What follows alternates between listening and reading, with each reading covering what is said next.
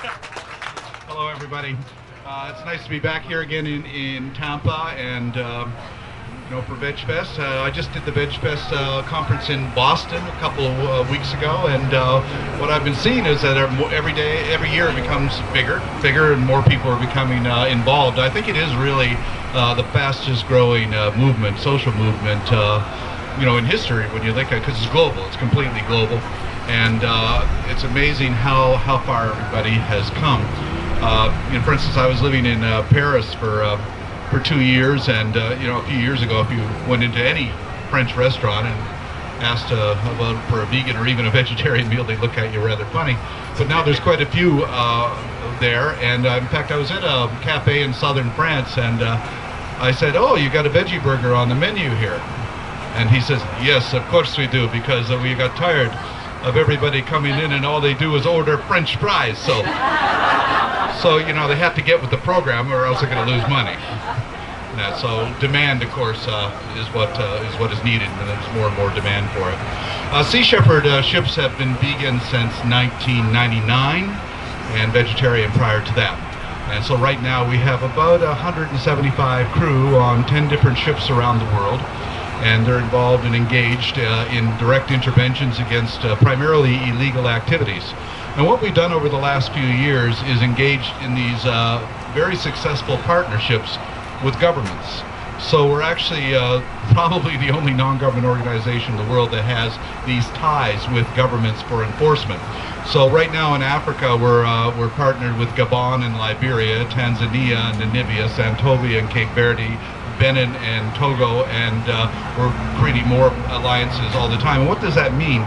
Is that we go out with their soldiers on board our ships, and we arrest poachers. So we've arrested 34 poaching vessels this year in African waters. But more importantly, we've become a deterrent. So we're finding fewer and fewer of them because the poachers have gotten the message to stay out of those waters, and that's becoming a very, very effective campaign. And we're now moving on, so we've got a ship off of Indonesia now to work with the Indonesian government, and we're in partnership with Mexico, Peru, and Costa Rica and Ecuador. Since 1999, we've been in partnership with the Galapagos National Park. We set up an AIS system. We monitor the waters out to 60 miles. Any vessel that comes in, if it can't be identified, we go and intercept it. And I guess our biggest catch there was 2 years ago, one Chinese vessel had 9,000 sharks on board. All of those crew are in prison for 3 years. Our most dangerous campaign right now is in the Sea of Cortez, our partnership with the Mexican government. And that is to save the highly endangered vaquita porpoise. There's between 17 and 20 left in the world. And the reason that they're endangered is that the poachers are going after a fish called the totoaba, which is about the same size as the vaquita, about 3 to 4 feet in length. Now the totoaba bladders are worth $100,000 a kilo in the Chinese market. And when you put that kind of price tag on a fish, then the cartels get involved in it. And so far, because of our 5 years that we've been there, now we're involved in our 6th year, if it wasn't for that, the vaquita porpoise would now be extinct. So we're very, very proud of that, and we're going to keep that pressure on. We've seized 950 nets, 150,000 meters in nets in total. And, like I said, it's dangerous. We get shot at, our drones get shot down, and we've have Molotov cocktails thrown at us. But thanks to our supporters last year, we were able to raise the funds to put water cannons on our ships, netting, and supply the crew with Kevlar helmets and bulletproof vests. So they didn't intimidate us out of that area. So we intend to stay there and police that area. As long as we can keep the nets out of the vaquita refuge, I think that we have a chance to prevent the extinction of the vaquita porpoise. And of course, there's many other species of dolphins in that are endangered. We're putting pressure on New Zealand right now to get an embargo on their fish products in order to save the Hector and Maui's dolphins in their waters. We've had a crew all summer in the Danish Faroe Islands to intervene against the killing of pilot whales and dolphins there. And our vessel, the Sam Simon, is now heading up from Africa to the Bay of Biscay to confront the French trawler fleets that are killing dolphins off the coast of France. So our campaigns are completely global, and the reason we're able to do this is thanks to our volunteer base. Like I said, we have about 150 people right now, and 90% of our crews are volunteers. We do pay our chief engineers and our captains, because I learned a long time ago it's better to have a professional chief engineer than a volunteer. It saves us a lot of money. And that, but if it wasn't for the passion and the courage and the imagination of those volunteers, we wouldn't be able to do what we're doing. And so I'm very thankful for that. One of our vessels, the John Paul de Joria, just this last week finished up the campaign Good Pirates of the Caribbean.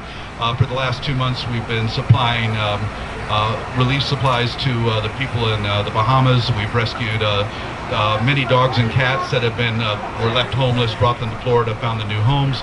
And just this week set up a solar power station on Sweetwater Key in the northern part of the Bahamas to provide power to the people there. So we started the Good Pirates of the Caribbean with Hurricane Maria by helping the people in Dominica and Antigua. And it's proven to be very good for making relationships and good friendships with those countries. As a result, our ships all now fly the flags of Dominica. And why that's a good thing is we're the only ships in the world that have a status called research yachts, which, by the way, gives us a lot of benefits from a nautical point of view. Otherwise, if you're commercial, you have a lot of problems. So this prevents us from being commercial. So the other ships that we have in global, they fly the Dutch flag. Now, I'll tell you a story about why we have the Dutch flag. Because we had the Japanese leaning on us all the time to take our flag away. Every time we got a new registration, and you can't go to sea without a registration, Japan would move on them and take it away. Our Belize flag lasted 18 days before they pulled it. They took our Canadian flag, they took our UK flag, and it was getting a little frustrating. So we went and we got the Dutch flag, and they tried it on the Dutch. They went to the Dutch foreign minister, came to the Dutch Registry of Shipping and said, take their flag away. And the Dutch registry said, nah, I'm not going to do it. They said, well, I'm the Dutch foreign minister, I'm telling you to take it away. I said, yeah, but we don't take orders from you. Because in the Netherlands, the Dutch registry goes back to the Dutch East India Company, which is independent of the government. So therefore, as a result, the Dutch registry said, you know what, we're going to register any ship that they come with us to. So we've got a safe haven in the Netherlands there. So between the Netherlands and Dominica, we're able to operate quite well, which is very important. If you go, otherwise, you can't go to sea. Although we have gone to sea without the flag before, 2005, we came into Cape Town in South Africa after pursuing the Japanese fleet, and Japan leaned on the South African government and they boarded us, and they said, well, you're improperly registered. I said, well, this is a Canadian flag registered yacht. No, this is not a yacht. A yacht is a white ship you sit on and have drinks with your friends. This is not a yacht. And I couldn't resist it, and it got into the newspapers in South Africa. I said, you'd think in post-apartheid South Africa there'd be room for a black yacht. And so that actually turned around, but they still couldn't get our flag back. So what we had to do, we just followed a freighter out at 5 o'clock in the morning. They didn't know we were missing until they read our press release the next day. But we were able to cross the Indian Ocean without a flag, and when we got to Australia, we got in there, and the Australian government or the authorities let us in. And when they asked them, how come you let them in without a flag? It says, well, we didn't really ask to look at it. So, it's good to have friends in those places. So the Sea Shepherd has grown. We're in now 42 different countries. We're the largest non-government navy in the world. And when I say that, the reason that we made the vessels all vegan going back to 1999 was for a very simple reason, is that you can't save the ocean by eating the ocean at the same time. And 40% of all of the fish taken from the ocean is not eaten by people. It's fed to pigs and chickens and domestic salmon and other domestic animals. So even when people are eating, say, a hamburger, they're actually eating fish. And so we live in a world where chickens in factory farms in Europe alone are eating more fish than all the puffins and albatrosses in the world. And we live in a world where domestic house cats eat more fish than all the seals in the Atlantic Ocean. And that's a world completely out of balance. And by the way, if a yellow-tailed tuna ever met a cat, it would eat the cat. So it's not a natural food. It's not natural. So what we're trying to discourage people from feeding fish to their cats, because 2.8 million tons of fish get fed to cats every year. 2.8 million tons. It's an incredible amount. Now, we kill 65 billion animals a year in the meat industry, but there's many more billions of that are killed in the ocean. And we really don't give much thought to the creatures in the sea. There's no difference between a cheetah and a bluefin tuna. The bluefin tuna is the fastest fish in the ocean, a warm-blooded fish. It's an incredible creature, and you know, they're very rare now. They've been reduced by over 90% of their population. I think we lost it.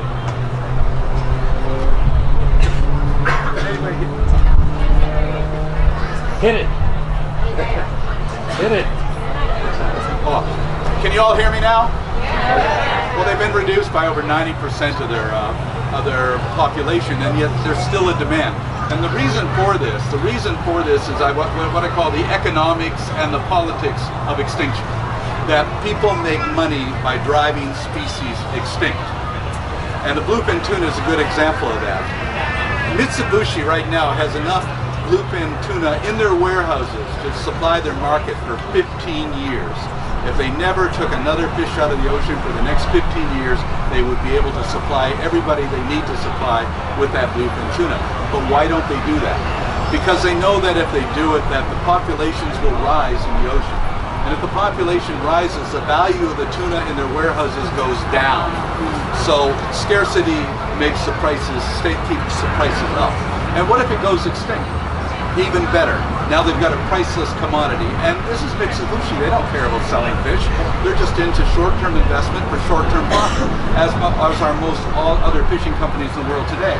Right now, off the west coast of working now.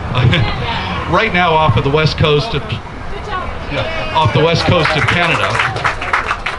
Right now, off the west coast of Canada, the Canadian government is intent upon opening up a herring fishery.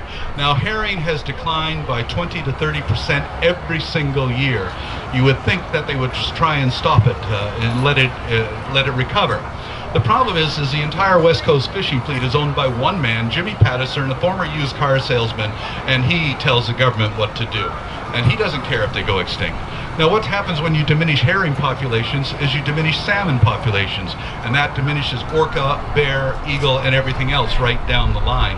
And so we have to understand that there's certain fishes which are absolutely essential for other fishes to survive. It's the other reason that for 5 years we've been opposing the salmon farms in British Columbia and also Newfoundland and Chile and Tasmania. Salmon farms are killing the ocean. Because these farms, these open pen farms, are concentration camps for fish. They introduce an exotic predator, the Atlantic salmon, into a Pacific ecosystem. They don't belong there. If you or I were to put a piranha into a lake in Florida, that would be a crime. So how come they're able to put a predatory exotic fish into an environment that it doesn't belong?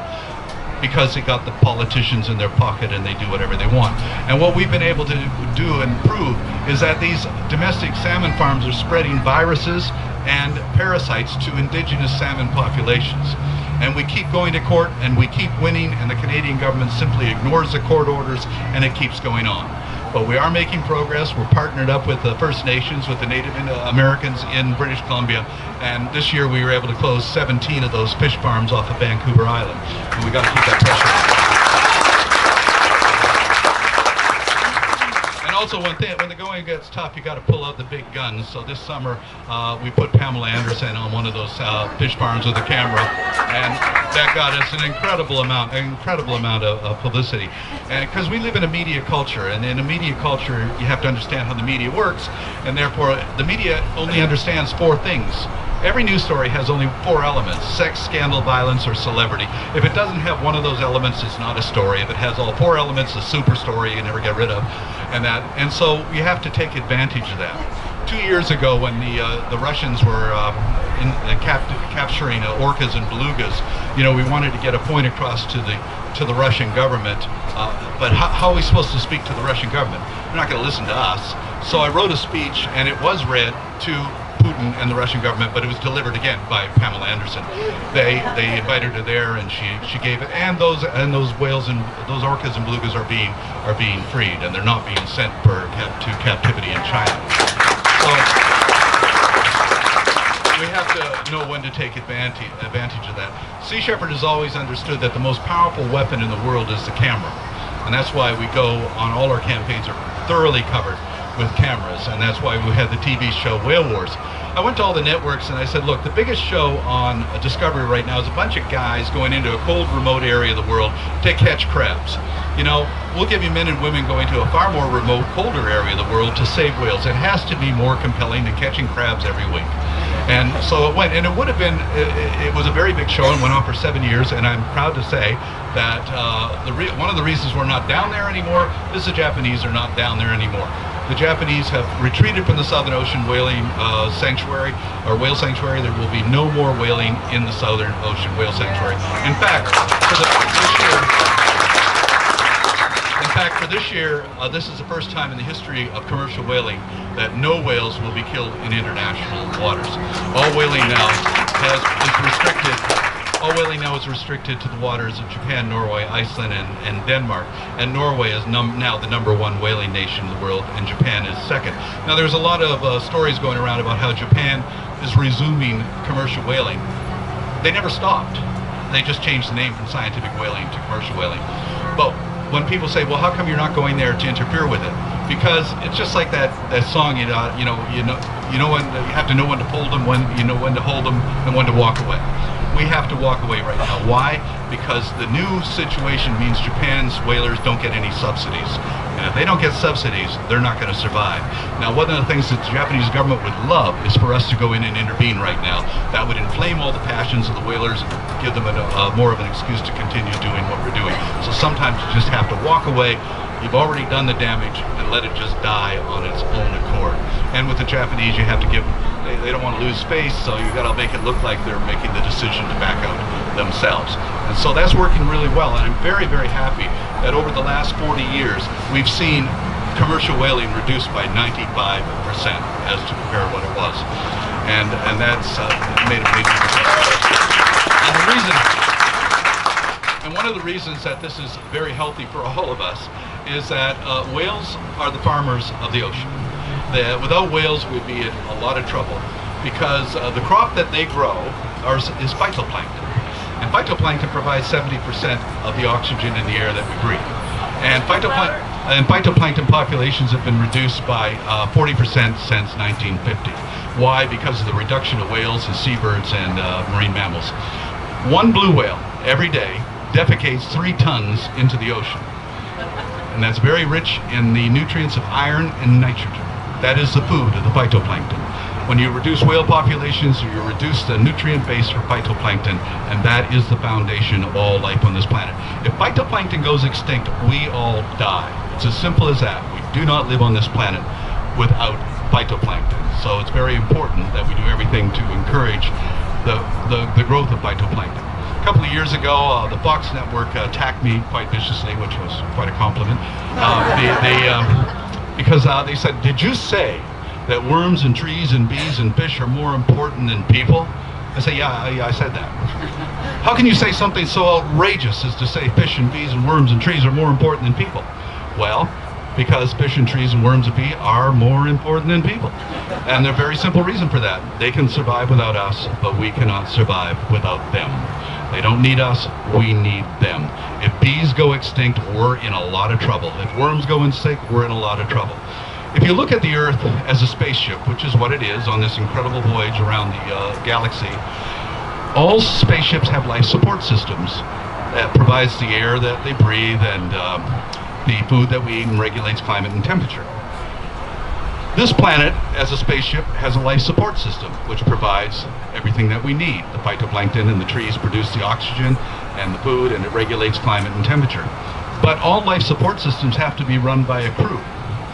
And we humans, we're not crew members on Spaceship Earth. We're passengers. We're having a great time entertaining ourselves and amusing ourselves to the benefit, not to the benefit of other creatures. But what we are doing is killing off crew members. And there's only so many crew members you can kill before the machinery begins to break down. The life support system will no longer work. And that's what we're doing. Every time we remove species or diminish species, we're diminishing our ability to survive on this planet. We cannot live here outside the laws of ecology. The law of diversity, the law of interdependence, and the law of finite resources. No species in the history of this planet has been able to survive outside of those basic ecological laws. So we think that we're doing real well, but we haven't done very well at all. We haven't been around very long. And at this rate, we're not going to be around much longer unless we turn it around. And we can turn it around. And people say, well, you know, it's so overwhelming, all the forces against us. We can't be concerned with that. The most important lesson I ever learned in my life was in 1973 when I was a medic for the American Indian movement during the occupation of Wounded Knee in South Dakota. We were surrounded by 3,000 federal agents who were shooting at us, 20,000 rounds a night. We wounded 46, killed 2 of us. I went to Russell Means, who was the leader of the American Indian movement, and I said, Russell, we don't have any hope of winning here.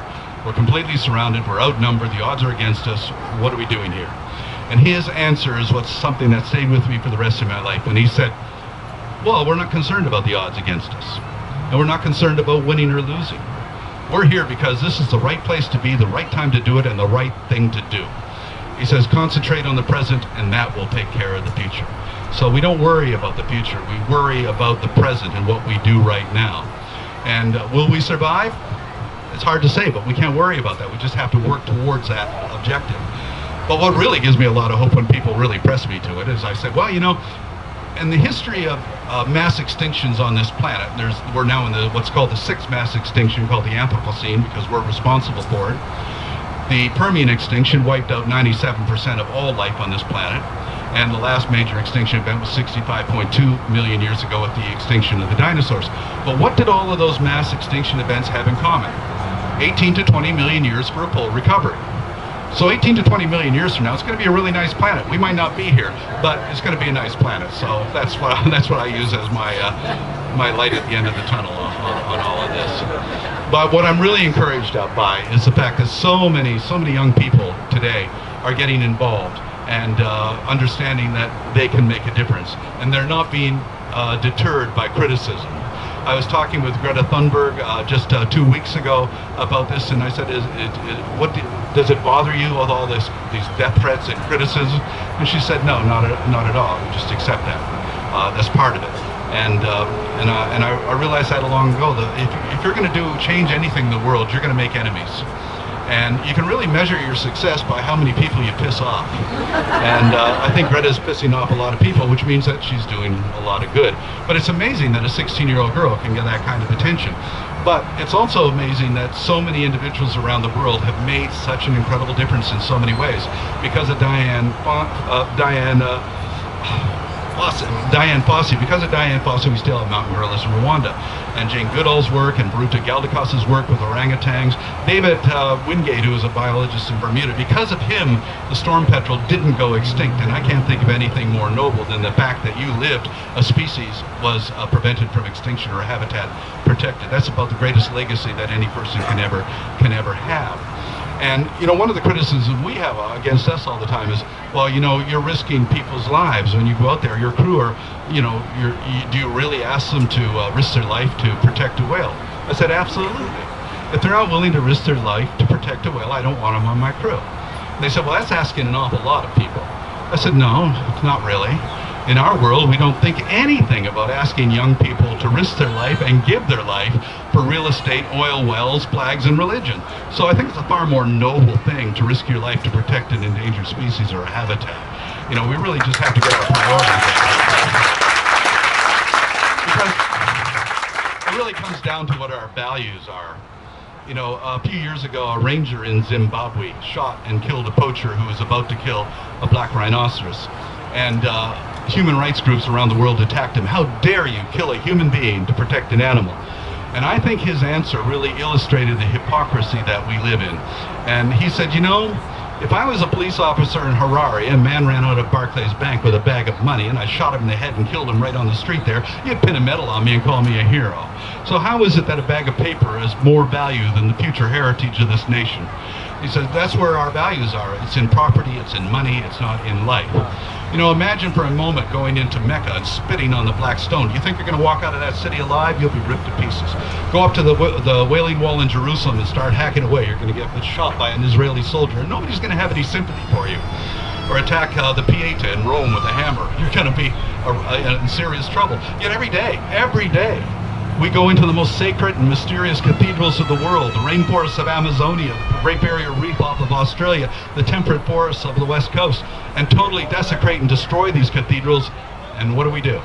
A few people dress up in animal costumes, jump around with protest signs, or write letters to their Congress. That is it. But if the rainforests of Amazonia, the Great Barrier Reef, were as sacred to us, if we loved them as much as some old wall in Jerusalem, a piece of marble in Rome, or a piece of meteorite in Mecca, we would rise up and defend them. We would fight for it. But we don't, because we live in an anthropocentric culture, and that means that we as a species are totally involved with ourselves. We are a bunch of conceited, naked apes who are divine legends in our own mind, and everything revolves around us. And we have to understand that if we're going to survive, we have to live in harmony with all of these other species, that they're just as important as we are, and in fact, in many cases, more important than we are. We don't live here without them, and that's why we take the risks that we do. That's why we go out onto the high seas and stop these people that are doing what they're doing. And you know, about 25 years ago, our opponents kept calling us pirates, and we said, okay, well, if you're going to call us pirates, let's be pirates. And that's why we have the flag, the pirate flag. And the reason I designed that flag is the black stands for extinction. The skull symbolizes that humanity is responsible for that. The yin and yang of the dolphin and whale in the forehead says that harmony can be found in diversity in the sea. And the cross shepherd staff and the trident is representative of our approach, which is aggressive non-violence. And I'm very proud of the fact that in 42 years of operations, we've never injured a single person. We've never sustained any serious injuries at all. In 42 years of operating these ships on the high seas. But the perception is that, you know, I mean, I was on one show and they said, well, you know, you're an eco-terrorist. I said, no, I'm not. I never worked for Monsanto. And so we've never injured anybody. I was invited a few years ago to give a talk. I was paid to give a talk by the FBI to the students there at Quantico.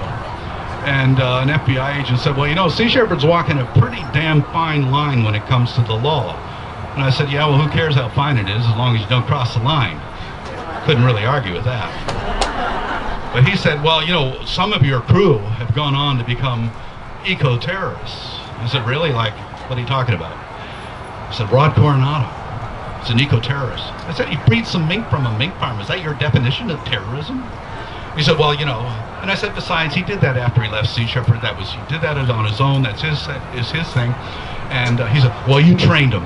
You're responsible. I said, I couldn't resist. I said, well, I got a couple of names for you. Timothy McVeigh, Lee Harvey Oswald, Osama bin Laden. You trained them. You're responsible.